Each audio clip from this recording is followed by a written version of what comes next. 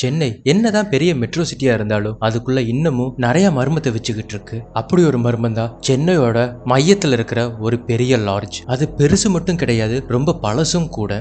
மரத்தினால செய்யப்பட்ட மாடிப்படிகள், பெயிண்ட் எல்லாமே உறிஞ்சு போன செவுரு, காம்பவுண்ட் எல்லாம் பாசி பிடிச்சு பாக்குறக்கே ரொம்ப பயங்கரமா, அதே சமயம் ரொம்ப பழசா இருக்கிற ஒரு பெரிய லாட்ஜ். இந்த லாட்ஜ் தான் ரொம்ப சீப்பா இருக்குன்னு சொல்லிட்டு வசந்த் ஒரு ரூம் புக் பண்ணிருக்கான். தன்னோட சொந்த வேலைக்காக சென்னை வந்த வசந்த் தங்கறக்கான ஒரு இடம் தேடிக்கிட்டு இருந்தா. ஆன்லைன்ல இதுதான் ரொம்ப சீப்பா இருந்ததுனால அவன் இதை புக் பண்ணிக்கிட்டான். வசந்துக்கு அந்த லாட்ஜோட ஓனர் சாவியை கொடுக்கும்போது ஒரு கண்டிஷனோட கொடுத்தாரு. அது என்னன்னா, ரூம் நம்பர் 12 அது எப்பவுமே பூட்டி தான் இருக்கணும், எந்த காரணத்தை கொண்டு நீங்க அதையே திறந்துடாதீங்க அப்படின்ற ஒரு கண்டிஷன். இதையை கேட்டுட்டு வசந்த் மண்டையாட்டிட்டு அந்த சாவி வாங்கிக்கிறான். ஆனா மனசுக்குள்ள அது என்னன்னு தெரிஞ்சுக்கணும்ன்ற ஒரு ஆர்வம் அவனுக்கு தோணுது. வசந்த் அவனோட ரூமுக்குள்ள போய் அன்னைக்கு ரொம்ப டயர்டா இருந்ததுனால அவன் அப்படியே படுத்து தூங்கிடுறான். அடுத்த நாள் நைட் கரெக்டா மணி 2:15 இருக்கும். திடீர்னு தூக்கத்துல இருந்து வசந்த் எந்திரிச்சு உக்காந்துக்கிறான். அவன் எதுக்காக எந்திரிச்சான்றது கூட அவனுக்கு தெரியல. தண்ணி குடிச்சிட்டு மறுபடியும் தூங்க போல நினைக்கும் போது அப்ப யாரோ அவன் கதவை தட்டுற மாதிரி ஒரு சவுண்ட். அதுக்கப்புறம் ஒரு பொண்ணோட வாய்ஸ் கேக்குது. வசந்த், என்ன உள்ள விடு, கதவை தர. வசந்துக்கு ஒரு நிமிஷம் ஆடி போயிருச்சு. ஏன்னா இந்த ஹோட்டல்ல யாருக்குமே வசந்தோட பேரு தெரியாது. அவன் மெதுவா போய் அவனோட கதவுல காது வச்சு கேக்குறான். இப்ப அந்த சவுண்ட் மொத்தமா நின்றுச்சு. அந்த இடத்துல ஒரு பயங்கரமான அமைதி. அடுத்த நாள் நைட் அதே நேரம் இந்த தடவை குரல் இன்னும் மெதுவா கெஞ்சுற மாதிரி அவனுக்கு கேக்குது. நீ 3வது படிக்கும் போது வரைஞ்ச அந்த படம் கடைசி பெஞ்சில உக்காந்து இருந்தது, அது இன்னமும் என்கிட்ட தான் இருக்கு. வசந்த், கதவை தோற வசந்த். வசந்துக்கு தூக்கி வாரி போட்டுருச்சு. ஏன்னா இப்படி ஒரு படத்தை வரைஞ்சது யாருக்குமே தெரியாது. வசந்த் அவங்க அப்பா அம்மா கிட்ட கூட இதை பத்தி சொல்ல கிடையாது.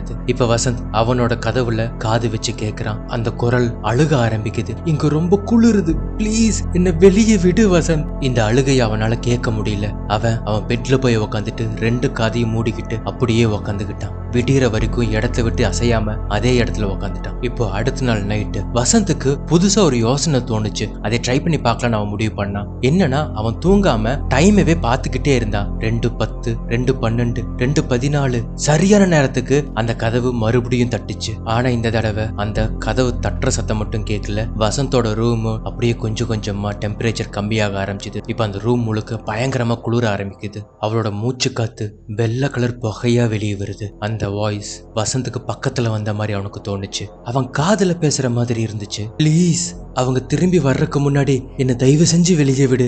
அந்த சத்தத்தோட ஒரு நிழல் வசந்தோட கதவுக்கு பின்னாடி நின்ன மாதிரி இருந்துச்சு. அடுத்த நிமிஷம் வசந்தோட பயம் போய் அவனுக்கு விபரீதமான ஆர்வம் தோணுச்சு. அடுத்த நாள் ராத்திரி வசந்த் எல்லாத்துக்கும் தயாரா இருந்தான். அவன் கையில ஒரு இரும்பு தடி வச்சிருந்தான். நேரா ரூம் நம்பர் 12க்கு போனான். தட்டுற சத்தம் ஏற்கனவே கேட்டுக்கிட்டு இருந்துச்சு. இப்போ அது ரொம்ப வேகமா தட்ட ஆரம்பிக்குது. உள்ள மாட்டிக்கிட்டு இருந்தவங்க 2 கையால கதவு தட்டுற மாதிரி தோணுச்சு. அந்த அளவுக்கு சத்தம் இருந்துச்சு. வசந்த் தன் கையில வச்சிருந்த இரும்பு ராட ஓங்கி அந்த பூட்டுல ஒரே அடி பூட்டு தானா கழுந்து கீழே விழுந்துச்சு. ஆர்வத்தோட அந்த கதவை ஓபன் பண்ணான். ஆனா அவனுக்கு பெரிய ஏமாற்றம். அந்த ரூம்ல ஒண்ணுமே இல்ல.